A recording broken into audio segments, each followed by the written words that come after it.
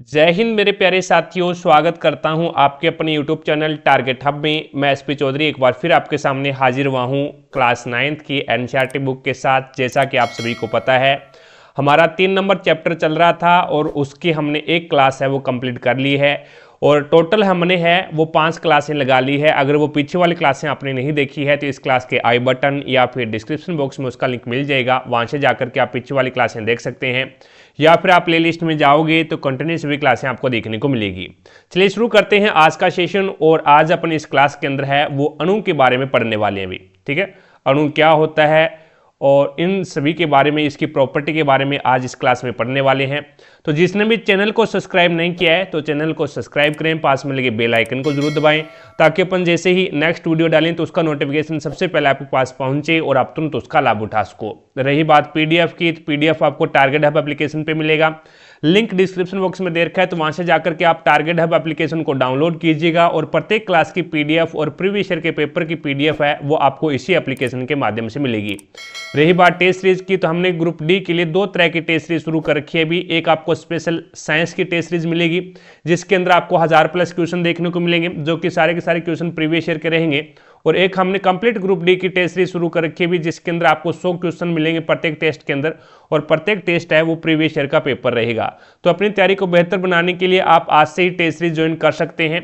चलिए शुरू करते हैं आज का सेशन और यहाँ से शुरू करते हैं। अणु क्या है?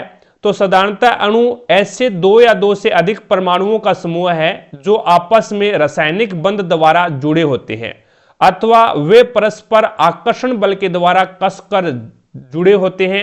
अणु को किसी तत्व अथवा यौगिक के उस सूक्ष्मतम कण के रूप में परिभाषित कर सकते हैं जो स्वतंत्र रूप से अस्तित्व में रह सकता है तथा जो उस यौगिक के सभी गुणधर्म को प्रदर्शित करता है।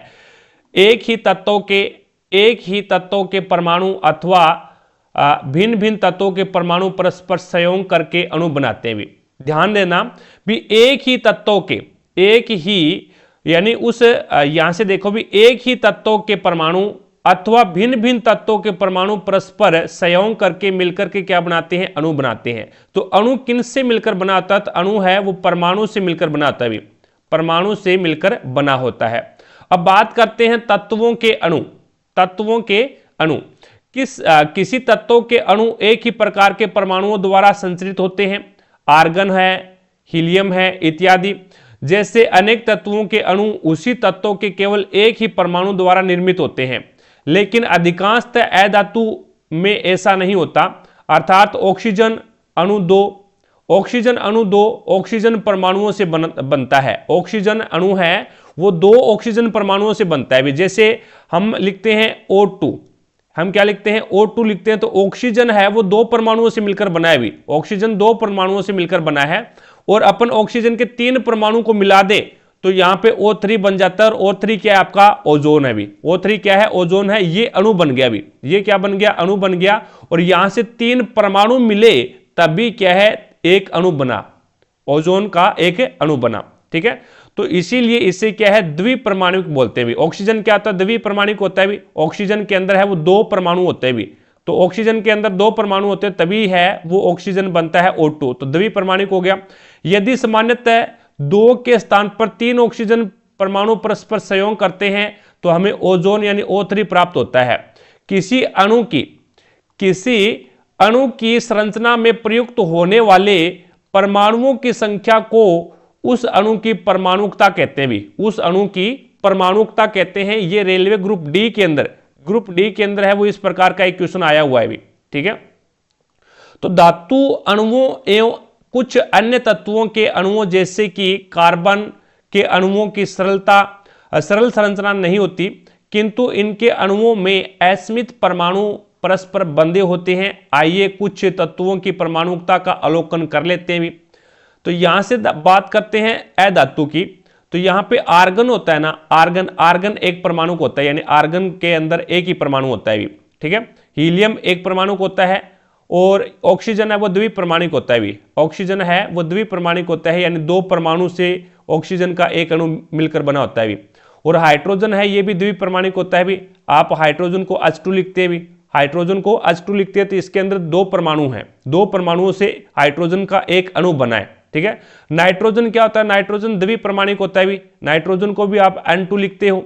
क्लोरीन क्या होता है, द्विपरमाणिक होता है, क्लोरीन को Cl2 लिखते हो आप। और फास्फोरस क्या होता है, फास्फोरस है वो आपका चतुप्रमाणिक होता है, फास्फोरस को P4 लिखते हो भी आप। यानी फास्फोरस के अंदर है वो फास्फोरस के 4 परमाणु मिलकर के फास्फोरस के एक अणु का निर्माण करता है भी, एक अणु का निर्माण करता है। सल्फर है वो बहुपरमाणुक है, यानी सल्फर S8 लिखते हो आप। सल्फर को S8 यानी सल्फर के 8 परमाणु है भी, सल्फर के 8 परमाणु मिलकर के सल्फर एक अणु का निर्माण करता है भी, सल्फर के एक अणु का निर्माण करता है, तो सल्फर S8 होता है भी, सल्फर आपका S8 हो गया।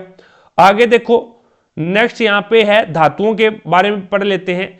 तो धातु सोडियम है वो एक प्रमाणिक है, आयरन है ये भी एक प्रमाणिक है, एल्यूमिनियम है ये भी एक प्रमाणिक है, और कॉपर है ये भी क्या है, एक प्रमाणिक है। यानी एक एक इसमें परमाणु, कॉपर का एक परमाणु, एल्यूमिनियम का भी एक परमाणु, आयरन का भी क्या है, एक परमाणु होता है, और सोडियम का भी एक परमाणु होता है भी, ठीक है।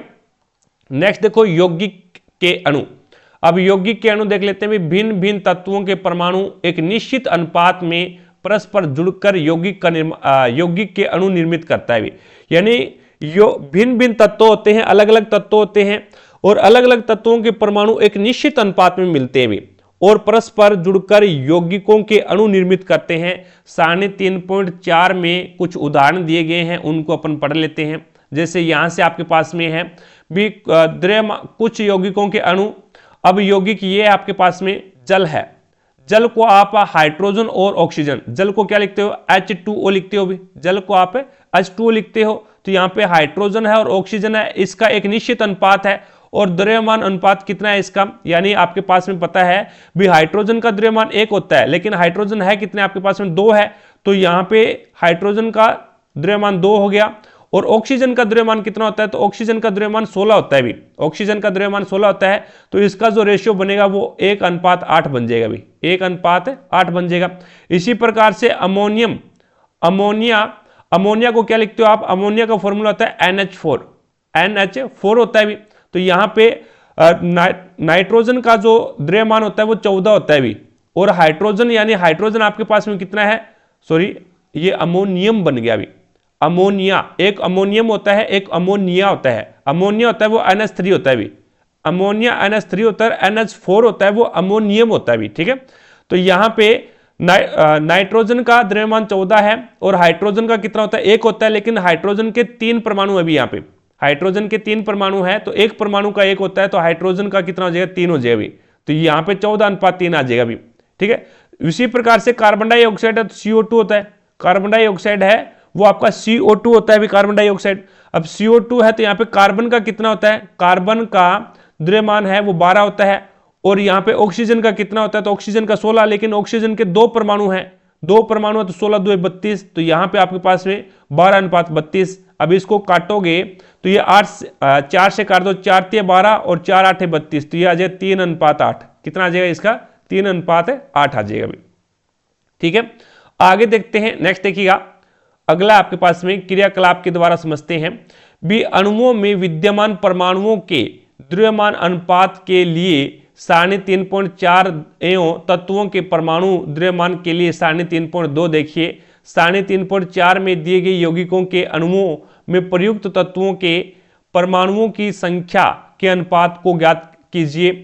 जल अणु में प्रयुक्त परमाणुओं की संख्याओं का अनुपात निम्न प्रकार ज्ञात कर सकते हैं। अब परमाणुओं की संख्याओं का अनुपात यहां पे ज्ञात करने का बोला है भी। अब देखो भी हाइड्रोजन है आपके पास में कितना है, सरल अनुपात कितना हो जाएगा इसका। अब हाइड्रोजन आपको पता है भी जल का इसने ज्ञात किया, तो H2O यहां पे आपको परमाणु ज्ञात करने हैं, परमाणु कितने हैं, तो हाइड्रोजन के कितने परमाणु अभी, तो हाइड्रोजन के 2 परमाणु है, क्योंकि यहां पे 2 लगा हुआ है, इसके नीचे क्या है, गुणा के अंदर 2 लगा हुआ है, तो हाइड्रोजन के 2 परमाणु है, और ऑक्सीजन के कितने परमाणु है, तो 1 परमाणु है, तो ऑक्सीजन का 1 परमाणु है। इस प्रकार से आप ज्ञात कर सकते हैं, कोई दिक्कत नहीं है। तो ये परमाणुओं की संख्या का अनुपात कितना आ जाएगा, 2:1 आ जाएगा भी, 2:1 आ जाएगा। ये आपको रटने की जरूरत नहीं है, ठीक है, डायरेक्ट। जैसे अमोनिया है, अमोनिया क्या है, NH3 होता है, तो यहाँ पे नाइट्रोजन कितना है, 1 है, और यहाँ पे हाइड्रोजन कितना है, 3 है, तो इनके परमाणुओं की संख्या कितनी हो जाएगी, तो परमाणुओं की संख्या 1:3, 1:3 आ जाएगा। ठीक है, द्रव्यमान संख्या अलग होती है, परमाणुओं की संख्या अलग होती है भी। अभी इसमें हाइड्रोजन के कितने परमाणु है? 3 है। और नाइट्रोजन के कितने हैं? तो 1 ही परमाणु है। जल के अंदर हाइड्रोजन के कितने परमाणु? 2 है। ऑक्सीजन के कितने हैं? 1 ही है। ठीक है, अब बात करते हैं अपन आयन। आयन क्या होता है? अब देखो भी, धातु एवं अधातु युक्त यौगिक आवेशित कणों से बने होते हैं। धातु और अधातु यौगिक है वो आवेशित कणों से बने होते हैं और इन आवेशित कणों को आयन कहते हैं। आयन एक आवेशित परमाणु अथवा परमाणुओं का एक ऐसा समूह है जिन पर नेट आवेश विद्यमान होता है। नेट आवेश विद्यमान होता है। यह ऋण आवेश भी हो सकता है और धन आवेश भी हो सकता है। एक आवेश होता है, जैसे अपने पास में सोडियम है तो इसके ऊपर क्या है? प्लस चार्ज होता है भी। जैसे क्लोरीन है तो इसके अंदर क्या है? नेगेटिव यानी ऋणात्मक आवेश होता है। तो एक क्या है? नेट आवेश विद्यमान होता है इसके ऊपर। सोडियम के अंदर है वो प्लस चार्ज होता है, क्लोरीन के अंदर नेगेटिव चार्ज होता है। तो इसके बारे में पढ़ेंगे भी ये क्या होता है। अब यहां पे देखो भी, ऋण आवेशित आयन को ऋणायन कहते हैं भी। क्या बोलते हैं? ऋण आवेशित आयन को ऋणायन बोलते हैं और इसे क्या बोलते हैं? एनायन बोलते हैं भी। एन आयन, इसे एनायन भी बोल सकते हैं। ठीक है, तथा धन आवेशित आयन को धनायन बोलते हैं और इसे क्या बोलते हैं? कैटायन बोलते हैं। धनायन को कैटायन बोलते हैं और ऋणायन को एनायन बोलते हैं। ठीक है, उदाहरण के लिए सोडियम क्लोराइड यानी NaCl है को लीजिए और इसमें धनात्मक सोडियम आयन तथा ऋणात्मक क्लोराइड आयन संगठक कण के रूप में विद्यमान है। अब परमाणु, जैसे मैंने आपको बताया भी, NaCl है। अब NaCl है तो इसके अंदर है वो आपका सोडियम है, उसके ऊपर तो प्लस चार्ज है, और क्लोरीन है इसके ऊपर नेगेटिव चार्ज है। क्यों है? क्योंकि सोडियम ने अपना 1 इलेक्ट्रॉन दिया है, 1 इलेक्ट्रॉन त्यागा है इसने। सोडियम है वो 11 नंबर पे आता है। इसका आप इलेक्ट्रॉनिक विन्यास फील करो। पहले ऑर्बिट में 2 इलेक्ट्रॉन आ जाएंगे, दूसरे ऑर्बिट में वो 8 इलेक्ट्रॉन आ जाएंगे और तीसरे ऑर्बिट में है वो 1 इलेक्ट्रॉन आ जाएगा। अब प्रत्येक तत्व होता है ना वो अपना स्थायित्व प्राप्त करना चाहता है भी। और स्थायित्व प्राप्त कब कर सकता है? वो स्थायित्व प्राप्त जब करेगा जब उनके बाहरी ऑर्बिट के अंदर 8 इलेक्ट्रॉन आ जाए। ये अष्टक नियम बोलता है भी। अष्टक नियम ये बोलता है कि किसी भी तत्व के बाहरी ऑर्बिट में 8 इलेक्ट्रॉन है तो वो अपना स्थायित्व कंप्लीट कर लेगा। अब सोडियम क्या करेगा? अपना स्थायित्व प्राप्त करेगा तो क्या करेगा? ये या तो 7 इलेक्ट्रॉन ग्रहण कर ले तो 8 हो जाए, या फिर ये 1 इलेक्ट्रॉन का त्याग कर दे तो 8 हो जाएंगे। 1 इलेक्ट्रॉन का त्याग कर देगा तो इसलिए इसके बाहर इसमें क्या है? 2 ही कक्षाएं बचेगी और बाहरी ऑर्बिट में 8 इलेक्ट्रॉन आ जाएंगे। तो 7 ग्रहण करेगा तो ज्यादा ऊर्जा की आवश्यकता होगी, तो ये क्या करेगा? 1 इलेक्ट्रॉन त्याग देगा। और इलेक्ट्रॉन त्यागने पर क्या आता है भी? इलेक्ट्रॉन त्यागेगा तो धनायन होगा, इलेक्ट्रॉन त्यागेगा तो धनायन बनेगा भी। ठीक है, यानी पॉजिटिव चार्ज आ जाएगा इसके ऊपर। और यहां पे क्लोरीन भाईसा बना, ये 17 नंबर पे आता है। परमाणु क्रमांक 17 होता है। तो पहले ऑर्बिट में 2 इलेक्ट्रॉन, दूसरे ऑर्बिट के अंदर 8 इलेक्ट्रॉन और तीसरे ऑर्बिट के अंदर कितने हो जाएंगे? तीसरे ऑर्बिट के अंदर 7 इलेक्ट्रॉन हो जाएंगे।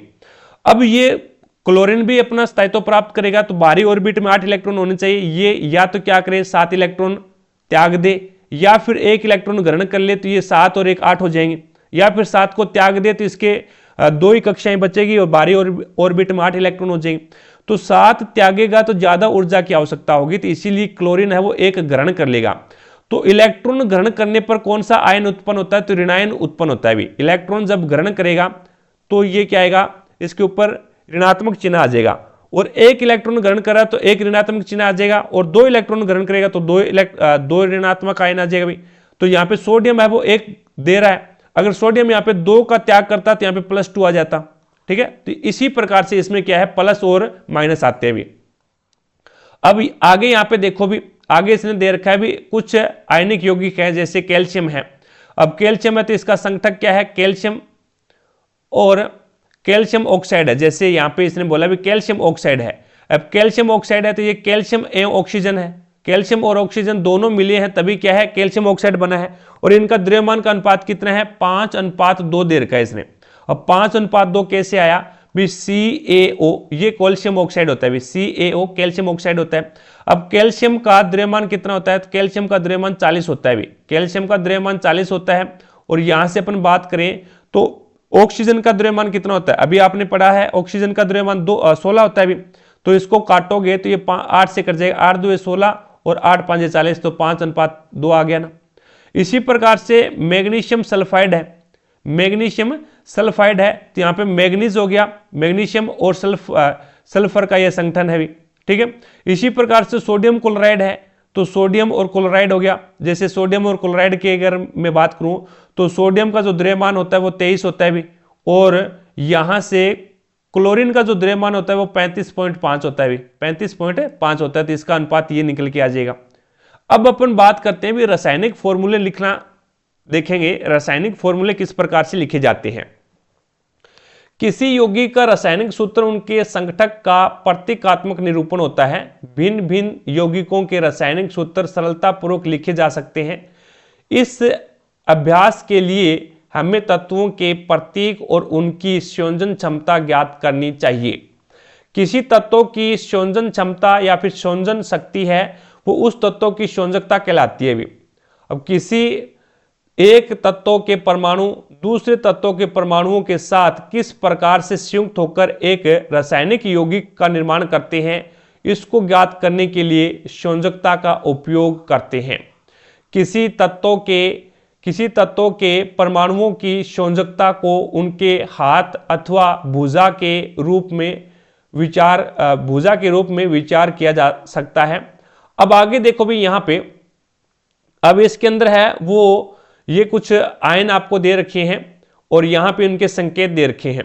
सोडियम होता है ना वो +1 होता है भी, सोडियम है वो +1 होता है भी, और पोटेशियम होता है वो क्या होता है +1 होता है, पोटेशियम +1 होता है। सिल्वर होता है वो भी क्या होता है +1 होता है, और कॉपर होता है वो भी क्या होता है +1 होता है। लेकिन कॉपर है वो कई कंडीशन के अंदर +2 भी पाया जाता है और कई कंडीशन में +3 भी पाया जाता है। तो यहाँ पे अगर एक आई लिखा होगा ना फर्स्ट, इसका मतलब +1 में है। मैग्नीशियम है वो क्या है Mg2 पॉजिटिव होता है। अब ये Mg2 पॉजिटिव कैसे होता है, यहां पे देखो भी, इनके लिए आपको क्या है इलेक्ट्रॉनिक विन्यास के लिए जाना पड़ेगा भी आपको भी। मैग्नीशियम कितने नंबर पे आता है, तो मैग्नीशियम है वो 12 नंबर पे आता है भी। सोडियम मैग्नीशियम परमाणु क्रमांक 12 है तो यहां पे देखो भी पहले ऑर्बिट में 2 इलेक्ट्रॉन आगे, दूसरे ऑर्बिट के अंदर है वो 8 इलेक्ट्रॉन आगे, और तीसरे ऑर्बिट के अंदर है वो 2 इलेक्ट्रॉन आगे। अब ये मैग्नीशियम है ये क्या करेगा, अपना स्थायित्व कंप्लीट करेगा। स्थायित्व कंप्लीट करने के लिए ये क्या करेगा, या तो ये क्या करे भी, स्थायित्व कंप्लीट कब होगा, जब क्या है बाहरी ऑर्बिट के अंदर 8 इलेक्ट्रॉन हो, या तो ये क्या करे भी 6 इलेक्ट्रॉन ग्रहण कर ले, या फिर इन 2 को त्याग दे। तो 6 को ग्रहण करेगा तो ज्यादा ऊर्जा की आवश्यकता होगी, इसीलिए ये क्या करता है भी 2 को त्याग देगा, और 2 त्याग देगा तो इलेक्ट्रॉन त्यागने पर धनायन आता है, यानी धन आयन आता है, पॉजिटिव चार्ज आता है। और इलेक्ट्रॉन कितने त्याग रहा है, 2 त्याग रहा है, तो इसीलिए यहां पे क्या है Mg2 पॉजिटिव आ गया भी। इसी प्रकार से आता है भी, ठीक है। कैल्शियम पे क्या होता है 2 पॉजिटिव होता है, जिंक के ऊपर है वो 2 पॉजिटिव होता है। आयरन 2, अगर आयरन 2 के रूप में तो 2 पॉजिटिव होता है, और कॉपर है वो 2 के रूप में है तो यहाँ पे 2 पॉजिटिव आ जाएगा। सेकंड है तो 2, और यहाँ पे फर्स्ट हाथ तो फर्स्ट पॉजिटिव था भी, 1 पॉजिटिव आएगा। इसी प्रकार से एल्यूमिनियम होता है ना वो Al3 पॉजिटिव होता है भी, Al3 पॉजिटिव होता है, और आयरन थर्ड के रूप में मिलेगा तो ये क्या हो जाएगा Fe3 पॉजिटिव। अब Fe3 पॉजिटिव है तो इसे फेरिक बोलेंगे, और 2 पॉजिटिव है Fe तो इसे फेरस बोलेंगे भी, ठीक है। और इसी प्रकार से हाइड्रोजन देखो 1 पॉजिटिव होता है, हाइड्राइड होगा वो 1 नेगेटिव होगा भी, क्लोराइड है वो Cl 1 नेगेटिव है, और ब्रोमाइड है वो 1 नेगेटिव, आयोडाइड है 1 नेगेटिव, ऑक्साइड होगा ना वो 2 नेगेटिव होगा भी, और सल्फाइड है वो 2 नेगेटिव। एक होता है सल्फाइड 2 नेगेटिव है, और एक सल्फाइट, दोनों में अंतर है। सल्फाइड 2 नेगेटिव होता है, सल्फाइट होता है वो SO3 2 नेगेटिव होता है भी, SO3 2 नेगेटिव होता है, और एक होता है सल्फेट जो होता है SO4 2 नेगेटिव होता है। ये चीजें आपको ध्यान में रखनी पड़ेगी भी, फॉर्मूले अगर आपको बनाने हैं तो ये चीजें ध्यान में रखनी पड़ेगी, नहीं फिर आपको सभी का परमाणु क्रमांक याद होना चाहिए और इलेक्ट्रॉनिक विन्यास भर के देख लेना, फिर 2 पॉजिटिव आएगा या फिर 1 नेगेटिव आएगा, ठीक है। फास्फेट होता है वो PO4 3 नेगेटिव, PO4 3 नेगेटिव होता है भी। नाइट्रेट होता है ना, नाइट्राइड होता है वो N3 नेगेटिव होता है। अमोनिया होता है वो NH, अमोनियम मैंने बताया था ना, एक होता है अमोनिया और एक होता है अमोनियम। अमोनियम होता है वो होता है NH4 पॉजिटिव 1 पॉजिटिव। हाइड्रोक्साइड होता है वो OH नेगेटिव 1 नेगेटिव होता है। नाइट्रेट होता है वो नाइट्रेट होता है वो NO3 नेगेटिव होता है, भी 1 नेगेटिव होता है ये। और उसके बाद में हाइड्रोजन कार्बोनेट होता है वो HCO3 1 नेगेटिव होता है, भी HCO3 1 नेगेटिव। और कार्बोनेट होता है वो CO3 2 नेगेटिव होता है भी। ठीक है, ये चीजें ध्यान में रखनी पड़ेगी। और कैसे आया वो एग्जाम्पल के रूप में यहाँ पे मैंने आपको बता दिया भी। आगे देखो भी, नेक्स्ट आपके सामने है, आगे अपन बात करते हैं भी मानव की 2 भुजाएं, मानव की 2 भुजाएं तथा ऑक्टोपस की 8 भुजाएं होती है। मानव में 2 भुजा होती है और ऑक्टोपस की 8 भुजा होती है। अब यहां पे ऑक्टोपस की एक भुजा मानव की केवल एक भुजा पकड़ सकती है। यदि एक ऑक्टोपस को कुछ मानव को इस प्रकार से पकड़ना है कि उसकी 8 भुजाएं मानव की 2 भुजाओं के साथ प्रयुक्त हो जाए, तो आपके विचार से ऑक्टोपस कुल कितने मानव को पकड़ सकता है? भी ऑक्टोपस के अंदर 8 है, ऑक्टोपस के अंदर है वो 8 भुजाएं हैं। तो यहां पे इनकी एक भुजा, मानव की एक भुजा को पकड़ेगा तो मानव के अंदर 2 भुजा होती है, तो यहां पे 4 मानव को पकड़ लेगा। भी एक ऑक्टोपस है वो 4 मानव को पकड़ लेगा। तो इसी प्रकार से अब ऑक्टोपस को तो ऑक्सीजन मान लो और यहां पे मानव को हाइड्रोजन मान लो। क्या आप इस संयोजन के लिए आप सूत्र लिख सकते हैं? बिल्कुल लिख सकते हैं भी, बिल्कुल लिख सकते हैं भी। ऑक्टोपस क्या है आपका? ऑक्सीजन है, ठीक है, और मानव आपका क्या है? तो हाइड्रोजन है। तो एक ऑक्टोपस है वो क्या करेगा? भी एक ऑक्टोपस 4 मानव को पकड़ेगा, तो ऑक्टोपस तो आपका ऑक्सीजन हो गया और मानव आपका OH4 आ जाएगा, भी OH4 आ जाएगा। ठीक है, तो 4 मानव हो गए और एक ऑक्टोपस हो गया। इस प्रकार से OH4 हो जाएगा। पदांक 4 ऑक्टोपस द्वारा पकड़े गए मानवों की कुल संख्या है। भी ये जो 4 है वो पकड़े गए ऑक्टोपस के द्वारा मानव की संख्या है। अब सारणी 3.6 में कुछ सरल और बहुपरमाणुक आयनों की संयोजकता दी गई है। इस संयोजकता के बारे में हम और अधिक जानकारी अगले अध्याय में प्राप्त करेंगे। रासायनिक सूत्र लिखते समय आपको निम्न नियमों का पालन करना पड़ेगा। अब ये सारणी तो हमने पढ़ ली। अब बात करते हैं आयन की। आयन की संयोजकता तथा आवेश संतुलित होना चाहिए। जब एक यौगिक किसी धातु या अधातु के संयोग से निर्मित होता है तो धातु के नाम अथवा उनके प्रतीक को रासायनिक सूत्र के रूप में लिखते हैं। उदाहरण के लिए कैल्शियम ऑक्साइड है तो CaO, और कैल्शियम क्लोराइड है तो NaCl, और आयरन सल्फाइड है तो FeS, और कॉपर ऑक्साइड है तो CuO हो जाएगा इत्यादि। जहां पर ऑक्सीजन, क्लोरीन, सल्फर ये क्या है? अधातु में भी ऑक्सीजन है, क्लोरीन है, सल्फर है, ये अधातु में आती है और दाईं तरफ लिखते हैं। तो याद रखना धातु को बाईं तरफ लिखा जाता है, ठीक है, धातु को पहले लिखा जाता है, देन उसके बाद में जो अधातु होती है उसको लिखा जाता है। जैसे यहाँ पे CaO, अब कैल्शियम है ये धातु है और ऑक्सीजन है ये क्या है आपका? अधातु है। तो पहले हमने नाम लिखा तो क्या लिखा? कैल्शियम ऑक्साइड लिखा, कैल्शियम ऑक्साइड लिखा, तो पहले आपका कैल्शियम यानी धातु आएगी और उसके बाद में आपकी अधातु आएगी भी। ठीक है, आगे देखो, जबकि कैल्शियम है, सोडियम है, आयरन है, कॉपर है, ये धातुएं हैं और इन्हें क्या है? बाएं तरफ लिखते हैं। बहुपरमाणुक आयनों द्वारा निर्मित यौगिकों के आयनों की संख्या दर्शाने के लिए आयनों को कोष्टक में लिखकर आयनों की संख्या कोष्टक से बाहर लिखते हैं। उदाहरण के लिए जैसे MgOH की ट्वाइस। अब ये जो 2 यहां पे इसने लिखा है भी MgOH की ट्वाइस, अब ये ट्वाइस यानी 2 लिखा है ना, ये ऑक्सीजन के भी गुणा के अंदर है और हाइड्रोजन के भी गुणा के अंदर है भी। ठीक है, ऑक्सीजन के भी गुणा में है और हाइड्रोजन के भी गुणा में है। इट्स ओके, तो तभी इसको ब्रैकेट में OH लिखा है। अगर ये लिख देता MgOH की OH2 लिख देता तो इसका मतलब ये होता ये जो 2 है वो ओनली फॉर हाइड्रोजन के गुणा के अंदर है भी। ठीक है, तो यहां पे यदि बहुपरमाणुक आयन की संख्या 1 है, बहुपरमाणुक आयन की संख्या 1 है तो कोष्टक लगाने की जरूरत ही नहीं है भी। अगर 1 है तो कोष्टक लगाने की जरूरत ही नहीं है, आवश्यकता ही नहीं है। जैसे उदाहरण के लिए NaOH यानी बहुपरमाणुक की जो संख्या थी वो 1 थी, तो यहाँ पे कोष्टक में 1 लगाने की जरूरत नहीं है, डायरेक्ट लिख दो NaOH यानी सोडियम हाइड्रोक्साइड। अब सरल यौगिकों के सूत्र कैसे लिखेंगे वो देखो। 2 भिन्न भिन्न तत्वों के निर्मित सरल यौगिकों को द्विअंगी यौगिक कहते हैं। सारणी 3.6 कुछ आयनों की संयोजकता दी गई है। आप इन का उपयोग सूत्रों के लिए कर सकते हैं।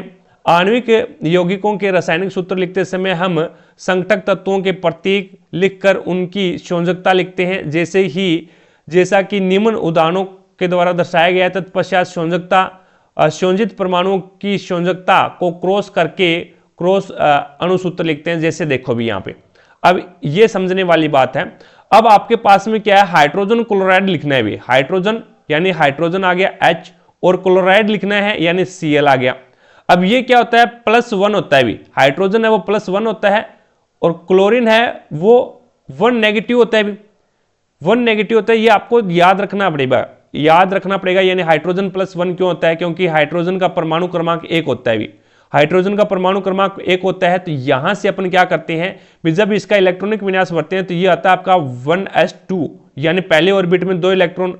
अब इसके तो पहले ऑर्बिट में 1 इलेक्ट्रॉन है, क्या करेगा, या तो त्याग दे या फिर ग्रहण कर ले, या फिर त्याग दे या फिर ये ग्रहण कर ले। तो ये क्या करता है भी, 1 इलेक्ट्रॉन का त्याग कर देता है भी। हाइड्रोजन है वो 1 इलेक्ट्रॉन का त्याग कर देता है, तो यहाँ पे इस पे +1 चार्ज आ जाता है। तो हाइड्रोजन है वो क्या है आपका +1 है, और क्लोरीन क्या है -1 है। तो यहां से इन दोनों की क्या है, एक एक संयोजकता है। संयोजकता इसकी भी एक है और इसकी भी एक है, तो इनकी संयोजकता इनके पैरों में आ जाएगी और इनकी संयोजकता इनके पैरों में आ जाएगी। तो ये क्या बन जाएगा, HCl है। और समान होती है तो उनकी संयोजकता अपन नहीं लिखते भी। इनकी भी संयोजकता एक है और इनकी भी एक है, तो इनको लिखने की जरूरत नहीं है भी, डायरेक्ट हो जाएगा HCl। ठीक है। इसी प्रकार से हाइड्रोजन सल्फाइड है। हाइड्रोजन सल्फाइड है तो यहां से अपन देखते हैं, तो हाइड्रोजन सल्फाइड होता है, हाइड्रोजन होता है 1 पॉजिटिव, ठीक है, और सल्फाइड होता है 2 नेगेटिव। सल्फाइड क्या होता है, 2 नेगेटिव होता है भी, 2 नेगेटिव होता है। अब यहां पे लिखने की जरूरत होगी भी, यानी इनकी जो संयोजकता है ना वो तो हाइड्रोजन के पैरों में आ जाएगी, और हाइड्रोजन की जो संयोजकता है वो सल्फाइड के पैरों में आ जाएगी, सल्फर के पैरों में आ जाएगी। तो यहां से आप ये लिखोगे H, यानी सल्फाइड की जो संयोजकता कितनी है, नेगेटिव है, तो इसको 2 लिख दोगे, 2 नेगेटिव है। और हाइड्रोजन की जो संयोजकता है वो सल्फाइड के पैरों में आ जाएगी, तो ये हो जाएगा H2S। और एक संयोजकता होती है उसको लिखने की जरूरत नहीं होती भी, एक जिसकी भी संयोजकता होती है उसको लिखने की जरूरत नहीं होती, तो ये हो जाएगा H2S हो जाएगा भी। H2S हाइड्रोजन सल्फाइड जिसके अंदर है वो सड़े अंडे जैसी गंध आती है भी एक। ठीक है। आगे देखो भी, कार्बन टेट्रा क्लोराइड का सूत्र लिखना है आपको। कार्बन टेट्रा क्लोराइड का सूत्र लिखना है, तो ये आपका कार्बन हो गया, और टेट्रा क्लोराइड तो ये आपका क्लोरीन हो गया अभी। ठीक है। अब यहां से अपन बात करते हैं कार्बन, और ये क्लोरीन हो गया। अब क्लोरीन तो आपका 1 नेगेटिव होता है, और कार्बन के पास में 4 होती है भी संयोजकता इसकी संयोजकता कितनी होती है, 4 होती है। अब देखो भी, क्लोरीन की जो संयोजकता है वो तो कार्बन के पास में आ जाएगी, और कार्बन की जो संयोजकता है वो क्लोरीन के पैरों में आ जाएगी, तो ये जो C, इसकी एक संयोजकता है तो लिखने की जरूरत नहीं है। और यहां पे कार्बन की संयोजकता 4 है, तो ये आपकी क्या है, क्लोरीन के पैरों में आ जाएगी, तो CCl4 हो जाएगा भाई, CCl4 हो जाएगा, जो कि कार्बन टेट्रा क्लोराइड बोलते हैं भी इसको। चीजें समझे क्या। आगे देखो भी, अब इसने बोला भी मैग्नीशियम क्लोराइड का सूत्र ज्ञात करने के लिए पहले हम धनायन का संकेत Mg2 पॉजिटिव लिखते हैं, और उसके पश्चात ऋणायन क्लोराइड ये लिखते हैं, Cl नेगेटिव लिखते हैं। तत्पश्चात इन आवेशों को आड़ा तिरछा करके हम सूत्र बनाते हैं। जैसे मैग्नीशियम क्लोराइड है, यानी Mg पे 2 पॉजिटिव होता है और क्लोरीन पे 1 नेगेटिव होता है, तो ये क्या बन जाएगा भी, इसका 2 पॉजिटिव है तो ये क्लोरीन के पैरों में आ जाएगा, और क्लोरीन वाला 1 नेगेटिव है वो मैग्नीशियम के पैरों में आ जाएगा। तो 1 है तो इसको लिखने की जरूरत ही नहीं है, तो ये हो जाएगा Mg, और यहाँ पे Cl2 हो जाएगा भी, MgCl2, ये क्या बन जाएगा आपका, मैग्नीशियम क्लोराइड बन जाएगा भी। आगे देखो, नेक्स्ट आपके सामने है, इसने मैग्नीशियम क्लोराइड का बना दिया, ये देखो यहाँ पे बना रखा है। ठीक है। इसी प्रकार हम देखते हैं कि मैग्नीशियम क्लोराइड के अणु में दो क्लोराइड आयन यानी Cl नेगेटिव प्रत्येक मैग्नीशियम आयन के लिए होता है। इसी प्रकार के आयनिक यौगिकों में धनात्मक और ऋणात्मक आवेशों का संतुलन होना चाहिए, और संपूर्ण संरचना उदासीन होनी चाहिए। अब उदासीन कैसे होगा भी देखो, अब उदासीन यहां से कैसे होगा, यहां पे देख लेते हैं भी उदासीन कैसे होता है। ये इसने उदासीन बोला है भी, इसके अंदर है वो Mg2 पॉजिटिव होता है भी, Mg2 पॉजिटिव होता है, Cl1 नेगेटिव होता है भी। ठीक है। अब यहां पे इसके पास में 2 पॉजिटिव चार्ज है भी, मैग्नीशियम के पास में 2 पॉजिटिव चार्ज है, और क्लोरीन के पास में 1 नेगेटिव चार्ज है। तो इसको इसके पास में दो पॉजिटिव चार्ज है, तो इनके दो पॉजिटिव चार्ज पकड़ने के लिए क्लोरीन आपके पास में दो होने चाहिए। तो ये क्या हो जाएगा Mg और Cl2। यहां पे क्लोरीन आपके पास में कितने हैं, दो है। क्लोरीन आपके पास में कितने हैं, दो है। कहने का मतलब ये है भी मैग्नीशियम दो इलेक्ट्रॉन दे रहा है, मैग्नीशियम है और टू पॉजिटिव है, तो इसका मतलब मैग्नीशियम दो इलेक्ट्रॉन दे रहा है, और यहां पे क्लोरीन है वो आपके पास में वन नेगेटिव है, तो इसका मतलब ये एक ही इलेक्ट्रॉन ग्रहण करेगी। तो अब आपको क्या चाहिए भी, मैग्नीशियम तो दो इलेक्ट्रॉन दे रहा है लेकिन क्लोरीन तो एक ही इलेक्ट्रॉन ग्रहण करेगा। तो यहां पे उदासीन इस प्रकार से हो जाएगा भी, आप इनका जो ये दो पॉजिटिव है वो क्लोरीन के पैरों में लगा दो, और यहां पे वन नेगेटिव है तो वो इसके पैरों में लगा दो। अगर एक होगा तो वो लिखने की जरूरत ही नहीं होती। तो यहां पे आपके पास में क्या बन जाएगा, MgCl2 बन गया। अब ये क्या बन गया, ये क्या बताता है, तो यहां पे क्लोरीन क्या है, दो है आपके पास में, क्लोरीन क्या है, दो है, और मैग्नीशियम क्या है, एक है। तो मैग्नीशियम क्या कर रहा है, मैग्नीशियम दो इलेक्ट्रॉन दे रहा है, अभी मैग्नीशियम है वो दो इलेक्ट्रॉन दे रहा है, +2 चार्ज है, दो इलेक्ट्रॉन दे रहा है। तो यहां पे क्लोरीन दो है, तो एक क्लोरीन क्या करता है, एक इलेक्ट्रॉन ग्रहण करता है, तो दो क्लोरीन है, तो इसका मतलब क्या है, ये दोनों इलेक्ट्रॉन है वो क्लोरीन ले लेगा, क्योंकि क्लोरीन यहां पे दो है, और एक क्लोरीन एक ही इलेक्ट्रॉन लेता है, तो दो क्लोरीन हो गए तो दो इलेक्ट्रॉन ले लेगा। तो ये क्या हो जाएगा, उदासीन हो जाएगा भाई। इसी प्रकार से इसने बोला है भी उदासीन होना चाहिए। चीजें समझे, आगे देखो।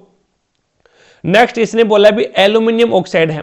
अब एल्यूमिनियम ऑक्साइड होता है ना, वो Al और 3 पॉजिटिव होता है भी, ठीक है, और ऑक्सीजन के ऊपर 2 नेगेटिव होता है भी, ऑक्सीजन के ऊपर 2 नेगेटिव होता है। अब ऑक्सीजन भाई साहब क्या करेगा, 2 नेगेटिव है तो वो एल्यूमिनियम के पैरों में आ जाएगा, और यहां पे 3 पॉजिटिव है तो वो ऑक्सीजन के पैरों में आ जाएगा। तो ये बन जाएगा Al2O3 बन जाएगा भाई, Al2O3 बन जाएगा। तो यहां से आपके पास में क्या बन गया, तो ये बन गया Al2O3, ये फॉर्मूला बन गया, ठीक है। इसी प्रकार से कैल्शियम ऑक्साइड है। अब कैल्शियम आपके पास में क्या होता है, 2 पॉजिटिव होता है, और ऑक्सीजन है वो 2 नेगेटिव होता है, दोनों बराबर है तो लिखने की जरूरत नहीं है भी, यहां पे भी 2 है और यहां पे भी 2 है, ठीक है। तो ये बन गया CaO, क्या बन जाएगा, CaO, कैल्शियम ऑक्साइड, जिसे क्या बोलते हैं, बिना बुझा हुआ चूना बोलते हैं, क्या बोलते हैं, बिना बुझा हुआ चूना बोलते हैं। अब इसे ये लिखने की जरूरत नहीं हुई, Ca2O2, ये लिखने की जरूरत नहीं है, ठीक है। आगे देखो भी, नेक्स्ट आपके सामने है। अब इसने देख यहां पे लिख ही दिया, यहां पर दोनों तत्वों की संयोजकता समान है, इसका सूत्र Ca2O2 प्राप्त होगा, किंतु हम इस सूत्र को CaO के रूप में सरलीकृत करके लिख देंगे। अब बहुपरमाणु आयनों का यौगिक, जैसे सोडियम नाइट्रेट है, सोडियम नाइट्रेट है, तो यहां से अपने सूत्र कैसे लिखेंगे, सोडियम होता है Na और नाइट्रेट होता है NO3, और ये -1 होता है और ये क्या है, +1 होता है, ठीक है। तो ये +1 है और ये -1 है, तो इसको डायरेक्ट लिख दो NaNO3, तो ये क्या बन गया, सोडियम नाइट्रेट बन गया, अभी सोडियम नाइट्रेट बन गया, ठीक है। इसी प्रकार से यहां से देखते हैं, अब इसको क्या लिखेंगे, तो कैल्शियम हाइड्रोक्साइड है तो Ca, ये आपके पास में क्या होता है, +2 होता है अभी, और हाइड्रोक्साइड क्या होता है, OH नेगेटिव होता है, 1 नेगेटिव होता है। अब यहां पे 2 पॉजिटिव है और यहां पे 1 नेगेटिव है, तो ये क्या करेगा, 1 नेगेटिव है ना, वो तो इनके पैरों में आ जाएगा, तो 1 को तो अपन लिखेंगे नहीं, तो Ca डायरेक्ट लिख देंगे, और उसके बाद में ये 2 पॉजिटिव है, ये इनके पैरों में आएगा, तो ये ऑक्सीजन और हाइड्रोजन दोनों के पैरों में आएगा भी, तो दोनों को पैरों में लगाने के लिए इसको क्या है, ब्रैकेट के अंदर बंद कर देते हैं भी, कोष्टक के अंदर इसको बंद कर देते हैं। तो ये कैल्शियम हाइड्रोक्साइड बन गया, जिसे क्या बोलते हैं, बुझा हुआ चूना बोलते हैं इसे क्या बोला जाता है, बुझा हुआ चूना बोलते हैं, और कैल्शियम ऑक्साइड को बिना बुझा हुआ चूना बोलते हैं भी। आगे देखो भी, नेक्स्ट आपके सामने है। ध्यान देने योग्य बात यह है कि कैल्शियम हाइड्रोक्साइड का सूत्र CaOH की ट्वाइस है, न कि CaOH2।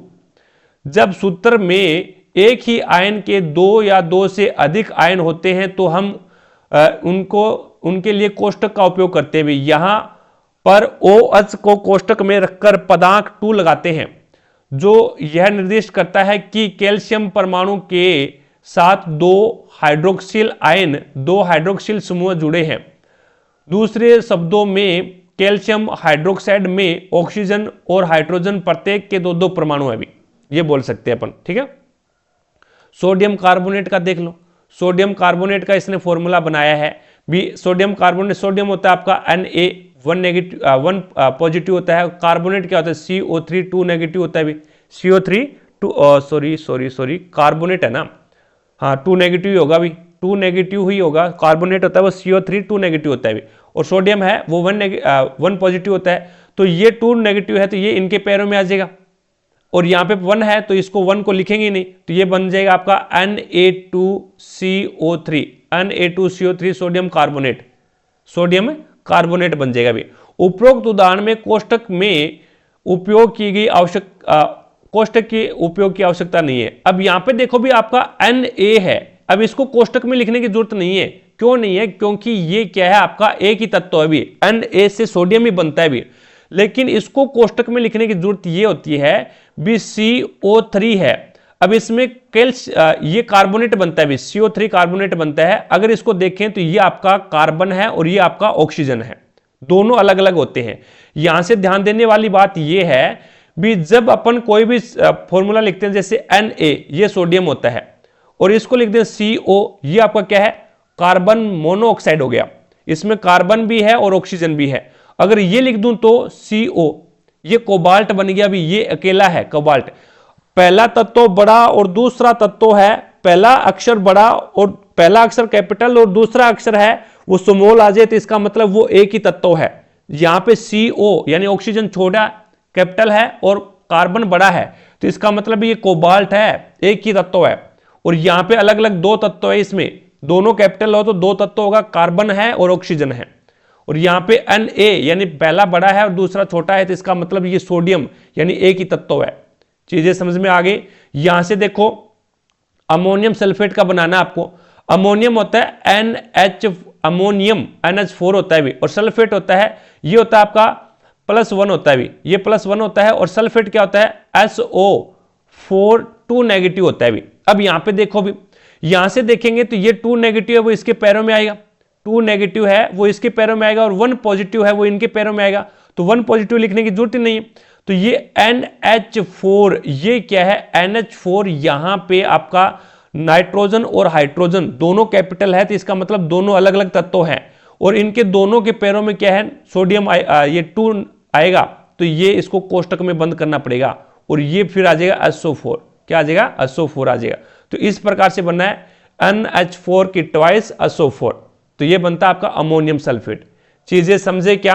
तो यहां पे आपको फॉर्मूला लिखने के बोल रहा है, ये सोडियम ऑक्साइड का फॉर्मूला लिखना है। तो सोडियम ऑक्साइड का फॉर्मूला क्या हो जाएगा, Na2O हो जाएगा, क्योंकि Na2O सोडियम 1 पॉजिटिव होता है और ऑक्सीजन 2 नेगेटिव होता है भी। सोडियम है वो 1 पॉजिटिव होता है और ऑक्सीजन है वो 2 नेगेटिव होता है, तो ऑक्सीजन वाला सोडियम के पैरों में और सोडियम वाला ऑक्सीजन के पैरों में। एल्यूमिनियम क्लोराइड क्या होता है, AlCl3 हो जाएगा भी। क्यों? क्योंकि एल्यूमिनियम है वो आपका +3 होता है भी, एल्यूमिनियम +3 होता है, क्लोरीन है वो Cl1 नेगेटिव होता है, तो ये बन जाएगा AlCl3। इसी प्रकार से सोडियम सल्फाइड है। अब सल्फाइड होता है तो ये आपका सल्फाइड यानी सोडियम आपका क्या होता है, सोडियम 1 पॉजिटिव होता है और सल्फाइड है वो 2 नेगेटिव होता है, तो ये आपका Na2S बन जाएगा। और मैग्नीशियम हाइड्रोक्साइड है तो ये आपका MgOH की ट्वाइस बन जाएगी भी, OH की ट्वाइस, मैग्नीशियम 2 पॉजिटिव होता है और हाइड्रोक्साइड है ये 1 नेगेटिव होता है भी।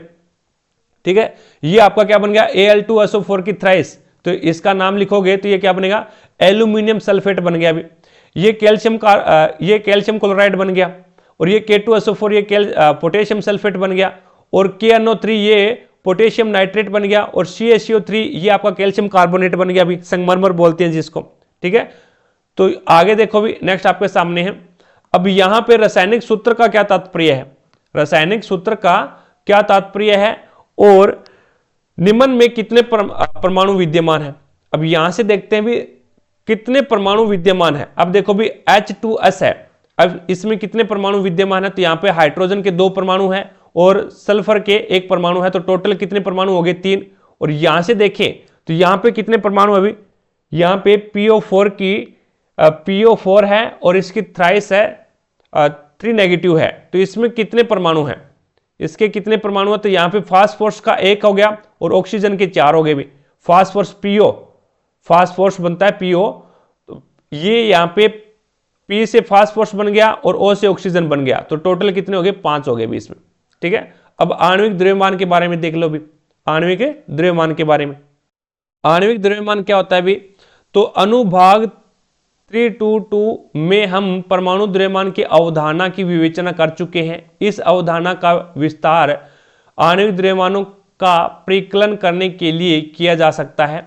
किसी पदार्थ का आणविक द्रव्यमान उनके सभी संघटक परमाणुओं के द्रव्यमान का योग होता है भी, और इसी प्रकार यह अणु का वह सापेक्ष द्रव्यमान होता है जिसके द्वारा परमाणु द्रव्यमान इकाई म्यू द्वारा दर्शाया जाता है। ये ALP केंद्र क्वेश्चन आएगा भी। परमाणु द्रव्यमान को किसके द्वारा दर्शाया जाता है? ALP 2024 के अंदर क्वेश्चन आया था ये, ठीक है।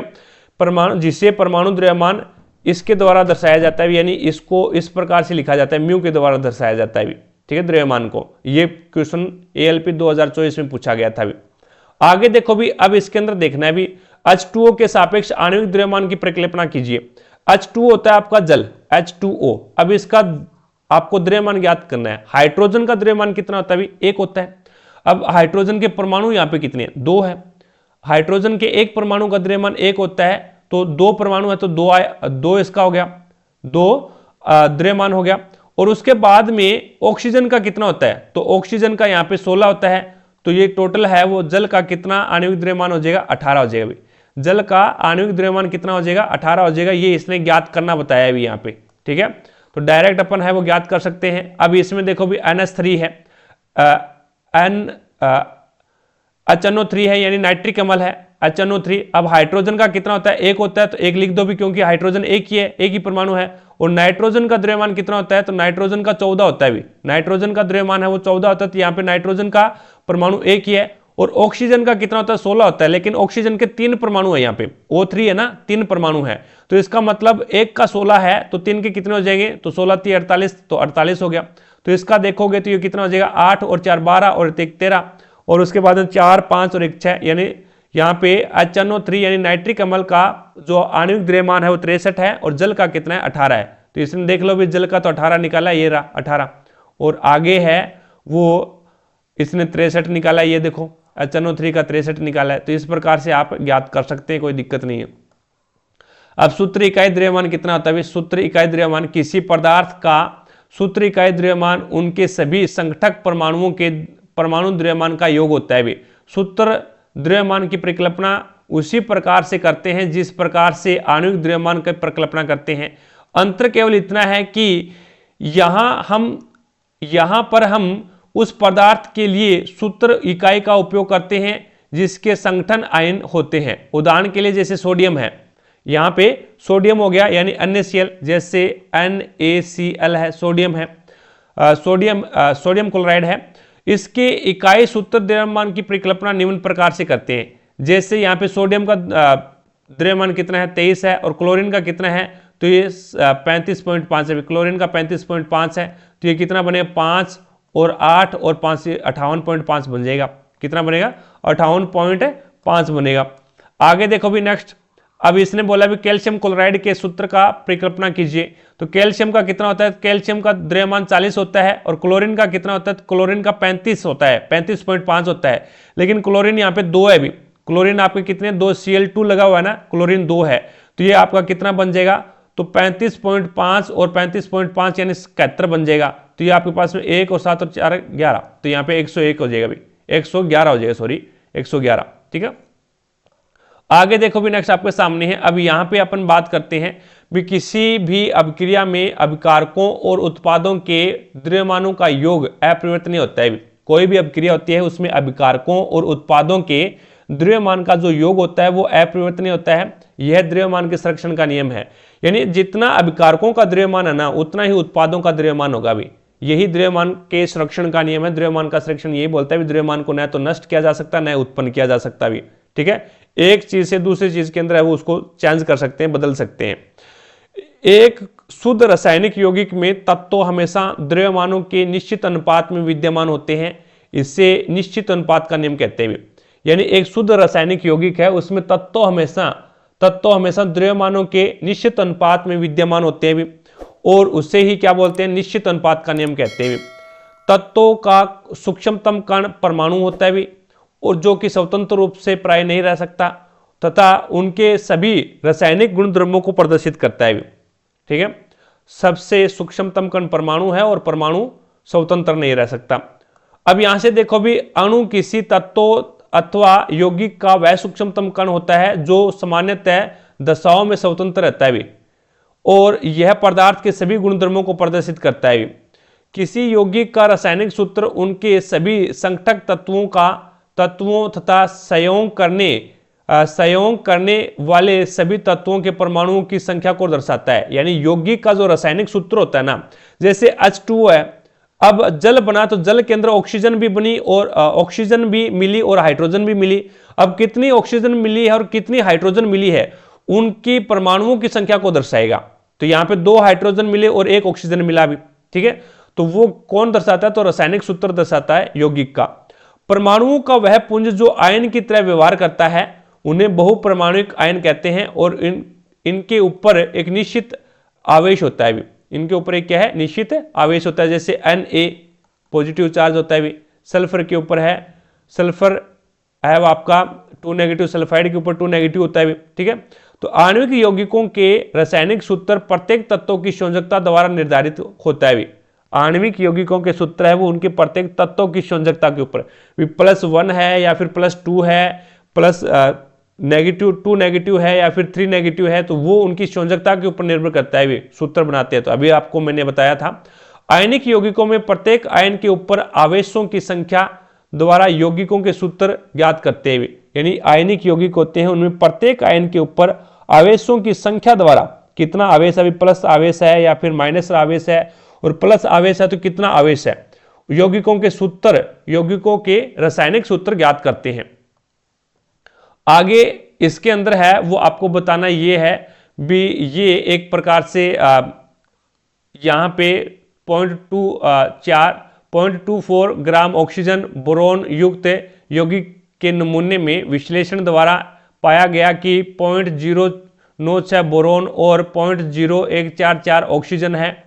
तो उस यौगिक के प्रतिशत संगठन का भारात्मक रूप की परिकल्पना करनी है, यहाँ पे भार ज्ञात करना है भी इसका, ठीक है। और बाकी इसके अंदर है वो आपको फॉर्मूले लिखना है, कोई मैग्नीशियम क्लोराइड का फॉर्मूला लिखना है, कैल्शियम क्लोराइड का फॉर्मूला लिखना है। अब इसके अंदर है वो द्रव्यमान संरक्षण का यूज करके आपको यहाँ पे बताना है, 3 ग्राम कार्बन है और 8 ग्राम ऑक्सीजन से में जलकर 11 ग्राम है वो कार्बन डाइऑक्साइड निर्मित करता है। जब 3 ग्राम कार्बन और 50 ग्राम ऑक्सीजन को जलाएंगे तो कितने ग्राम कार्बन डाइऑक्साइड बनेगी भी। तो यहां से देखो भी, पहले 3 और 8 मिले तो 11 हो गए। कहने का मतलब यहाँ पे जो आपके पास में अभिकारक है वो कितनी है, 3 ग्राम कार्बन है और 8 ग्राम ऑक्सीजन है, और उत्पाद क्या बना, तो 11 ग्राम कार्बन डाइऑक्साइड बन गए। तो कहने का मतलब ये द्रव्यमान संरक्षण का यूज कर रहा है, अभी पहले भी 11 था द्रव्यमान और अब भी 11 है। तो यहाँ पे देखो भी आपके पास में अब 3 ग्राम कार्बन है और 50 ग्राम आपके पास में क्या है, ऑक्सीजन है। तो ये अब कितना बन गया, तो अब इसका जो भार बनेगा वो 53 बन जाएगा भी। कितना हो जाएगा, इसका जो भार होगा वो 53 ग्राम हो जाएगा भी।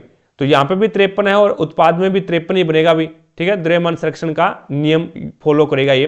तो इस प्रकार से हमने 3 नंबर चैप्टर है वो कंप्लीट किया। आई होप आपको प्रत्येक क्वेश्चन समझ में आया होगा, प्रत्येक चैप्टर में प्रत्येक लाइन आपको बढ़िया तरीके से समझाई है मैंने। क्लास कैसी लगी कमेंट सेक्शन में कमेंट करके जरूर बताएं, और बढ़िया लगी है तो दिल से लाइक करें, ज़्यादा से ज़्यादा शेयर करें भी अपने सभी दोस्तों के साथ में। और चैनल को सब्सक्राइब नहीं किया है तो चैनल को सब्सक्राइब करें, पास में लगे बेल आइकन को जरूर दबाएं, ताकि अपन जैसे ही नेक्स्ट वीडियो डालें तो उसका नोटिफिकेशन सबसे पहले आपके पास पहुंचे और आप तुरंत उसका लाभ उठा सको। रही बात पीडीएफ की, तो पीडीएफ आपको टारगेट हब एप्लीकेशन पे मिलेगा, लिंक डिस्क्रिप्शन बॉक्स में दे रखा है, तो वहां से जाकर के आप एप्लीकेशन को डाउनलोड कीजिएगा। और प्रत्येक क्लास की पीडीएफ और प्रीवियस ईयर के पेपर की पीडीएफ है वो आपको इसी एप्लीकेशन के माध्यम से मिलेगी। तो आज की क्लास इतना ही, मिलेंगे अपन नेक्स्ट क्लास में, तब तक के लिए जय हिंद, जय भारत।